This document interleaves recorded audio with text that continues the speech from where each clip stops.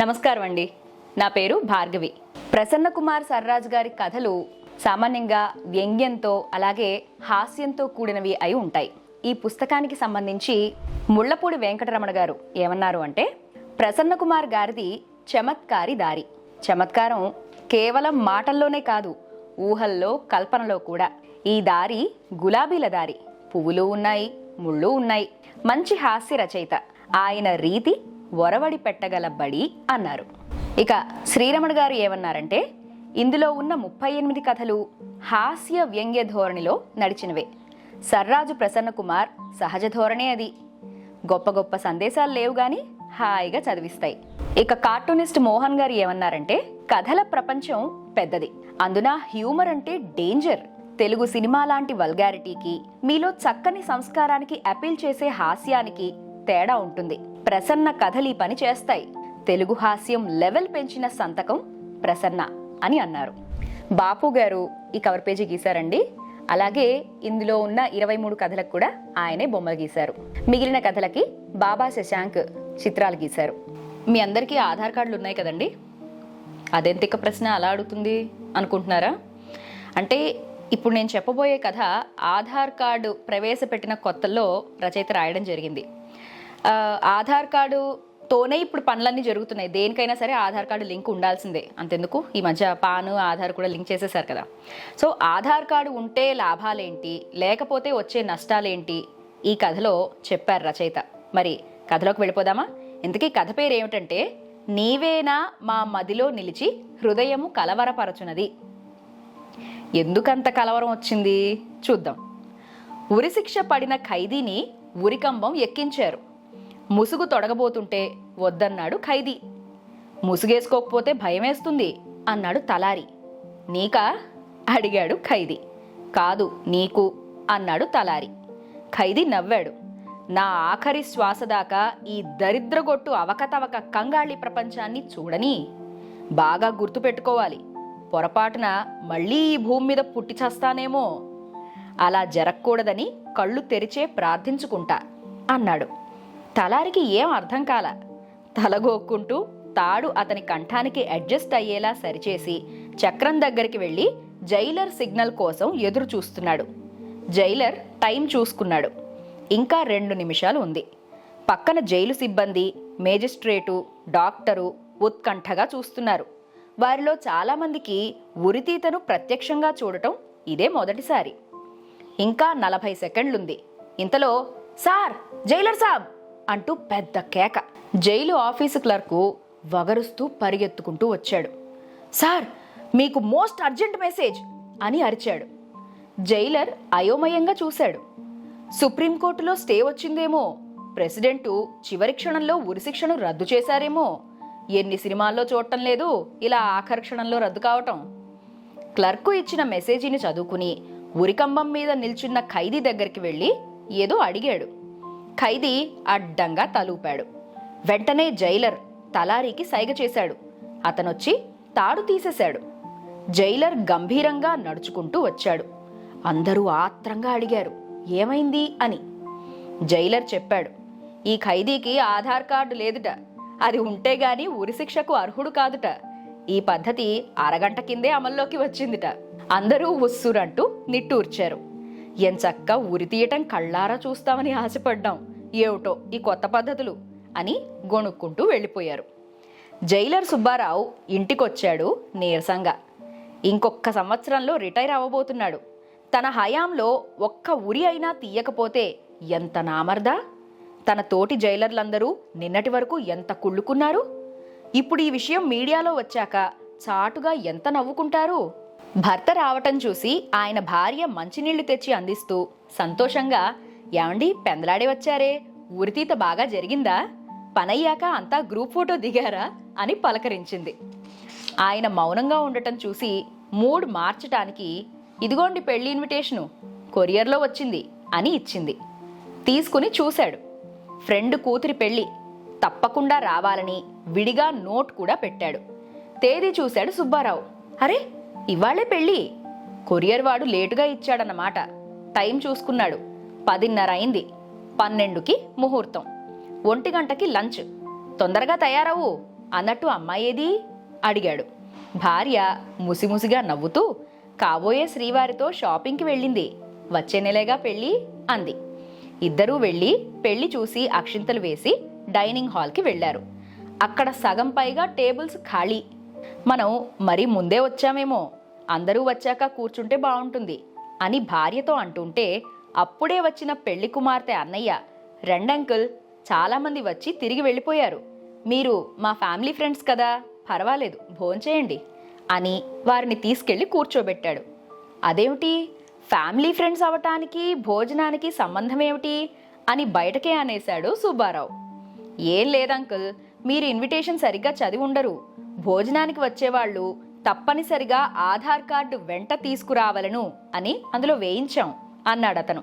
సుబ్బారావు అయోమయంగా, అదేంటి, మీరు పిలిచిన బంధుమిత్రులంతా మీకు తెలిసిన వాళ్లేగా, ఆధార్ కార్డు ఎందుకు అన్నాడు.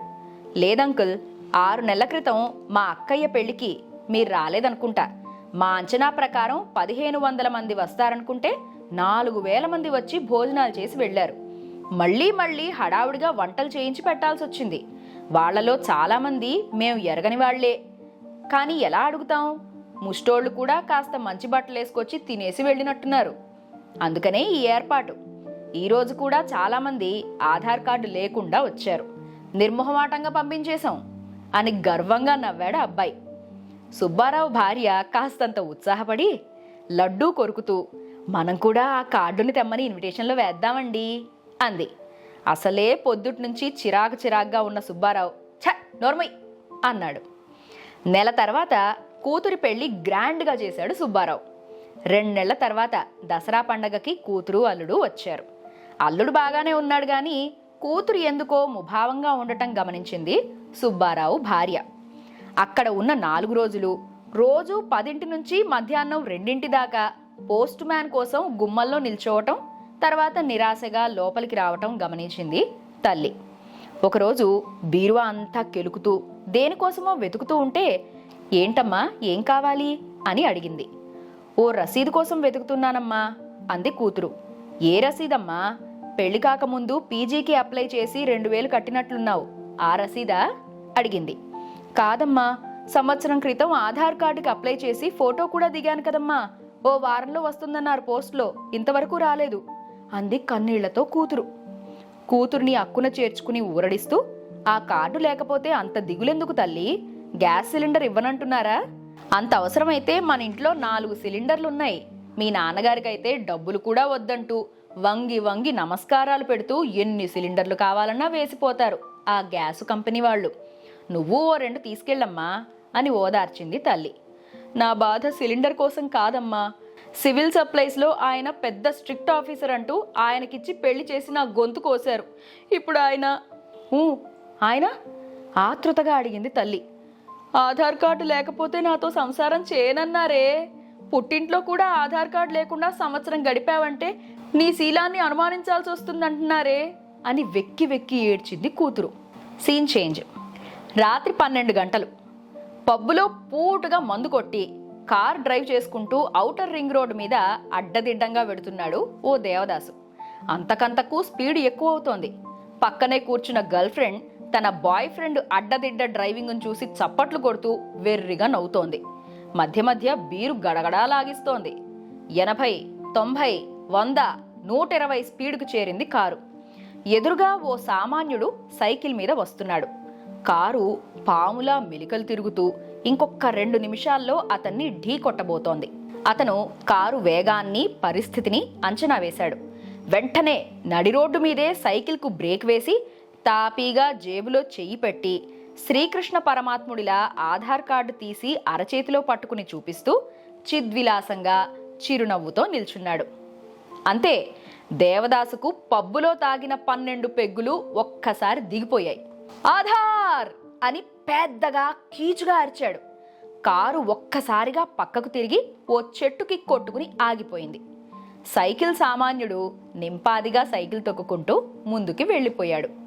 దేవదాసు, బీరుపాప కళ్ళప్పగించి చూస్తూ ఉండిపోయారు. Scene change. సబలాదేవి టైం చూసుకుంది. రాత్రి 9 అవుతోంది. ఇవాళ జీతం రావటంతో ఆఫీస్ నుంచి వస్తూ ఉత్సాహంగా మాల్లో షాపింగ్ చేసి బయటకొచ్చేసరికి చాలా లేట్ అయింది. ఒక్క బస్సు కూడా రావడం లేదు. చేతిలో క్యారీ బ్యాగులు మోస్తూ రోడ్డు మీద ఎక్కువసేపు నిల్చోవటం కష్టంగా ఉంది.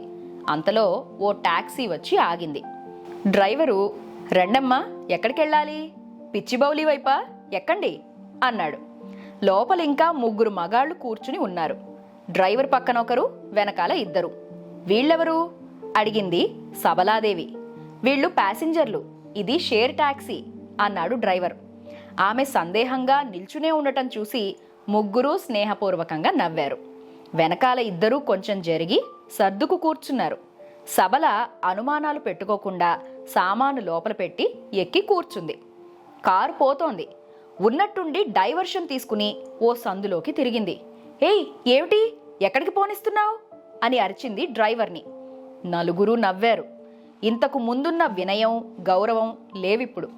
కారు గతుకుల రోడ్డు మీద నుంచి వెడుతోంది. అటూ ఇటూ పొలాలు, చీకటి. డ్రైవరు పెద్దగా నవ్వుతూ కారు పోనిస్తున్నాడు. సబల హ్యాండ్ బ్యాగ్లో చేయి పెట్టింది. "ఒరేయ్, పెప్పర్ స్ప్రే తీస్తుందేమోరా" అన్నాడొకడు. "తీయనీరా, పొద్దున రూమ్లో ఆమ్లెట్ వేసుకుందామంటే పెప్పరు లేదు, సాల్టు లేదు. ఇదిగో, నీ దగ్గర సాల్ట్ స్ప్రే కూడా ఉంటే కొంచెం బయటకు తీసివు" అని నవ్వాడు పక్కవాడు. పెనుగులాట జరుగుతోంది. అరిచినా వినే నాథుడు లేడిక్కడ. ప్రస్తుతం మేమే నీ నాథులం అన్నారు వాళ్ళు మీద పడుతూ. "ఆగండి" అని గట్టిగా అరిచింది సబల. ఆ అరుపుకి డ్రైవర్ బెదిరి సడన్ బ్రేక్ వేశాడు. అరుస్తూనే, "నన్ను రేప్ చేద్దామని ఎలా అనుకున్నారా ఫూల్స్, మీకే అర్హతుంది" అంది. ఒకడు, "మేం మగాళ్ళం" అన్నాడు సన్నగా వణుకుతూ. ఆమె కంఠం వింటూ ఉంటే ఎందుకో భయం వేస్తోంది వాళ్ళకి. సబల ఇంకా గట్టిగా అరిచింది. "ఏడ్శారు, మీరు మగాళ్ళైతే మీ ఆధార్ కార్డులు చూపించండి" అంది. అంతే, ఒక్క నిమిషం పూర్తి నిశ్శబ్దం. "నా దగ్గర ఆధార్ కార్డు లేదు" అన్నాడొకడు బలహీనంగా. "నా దగ్గర లేదు" అన్నారు మిగతా వాళ్ళు. డ్రైవరు పక్కనున్నవాడు, "అన్నా, తొందరగా వెనక్కి తిప్పేయి. అది లేకుండా ఇలాంటి పనులు చేస్తే పెద్ద శిక్షే పడుతుందనుకుంటా.